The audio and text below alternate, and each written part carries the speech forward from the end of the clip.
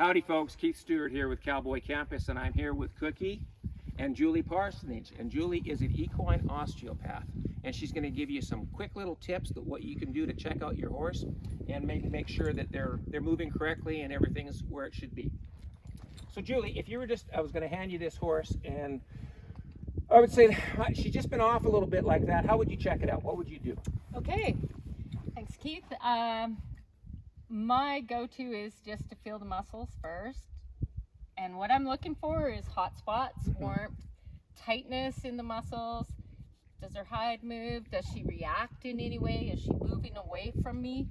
Also, I'd have you walk the horse away from me, maybe lunge in a circle both directions, back her up, watch how she moves. Does she track back feet to front feet? Is she favoring her leg? A little bit of the So you're looking for comfort and balance, because yes. if she's sore somewhere, her muscles are going to be stiff and tight. Am I correct in that? That's right. Okay, yes. So you're looking for softness in the muscles and having her tracking where all four corners reaching equal and she's balanced. Right. Okay. So you're going to run your hand down her, and then what about the legs? Is there anything you check out on the legs? Legs, again, first I run my hands down, I look for swelling, fill in the joints, reactions. I pick up the leg, and I'm flexing, bending. Does she react when I'm flexing? Can I move this leg? I stretch forward, back, just get a general feeling. And they're like us too. If someone was rotating your arm and your shoulder was sore, you would be ouchy and you want to take it away. So that horse just being relaxed and standing there and allowing Julie to move her leg around is saying that she's pretty comfortable with that. A lot of times what I see, and I think probably I'm thinking about more often than not, it would be maybe with barrel racers to where they're doing stretches with their horse's legs before they go run them. Right. So okay. You want to talk a little bit about that and show me how I would do that? Sure. Okay. A lot of this ties into your program. First, before you do any stretches, make sure your horse is warmed up. Right. So Canadian winters, 40 below, make sure their muscles are warm. Yes. Same as you or I. We're not going to come in and just... We always do that, and we've talked about that before. Before you work your horse, trot them around a little bit, get their muscles warmed up. They're no different than us. You'll injure them a lot easier if their muscles are cold and stiff. Right. So some quick stretches. Probably one of my all-time favorites that you see everybody do. Well, actually, let's start with the pendulum exercise. Okay. This is also a great warm-up. So head low as possible, back up slowly in a straight line. Okay. If you watch, when Keith lowers the head, withers come up, fan out, back rounds, the mare loads her hocks and her rump stretches. He'll walk her ahead, everything releases, and then repeat again.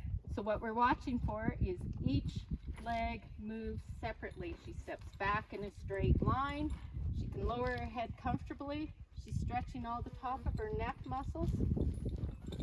And if she couldn't walk back and be straight, she's telling you that she's favoring one side. She's got something going on. Right. Somewhere. So you're looking for that straightness. You are. Okay. And you're looking for each of those feet. Like if you see a horse go push and drag a leg, I'm going to look somewhere back here and see what's happening. Okay. Okay, front leg stretch. I think this ties into your program as well. For me, I keep the toe low.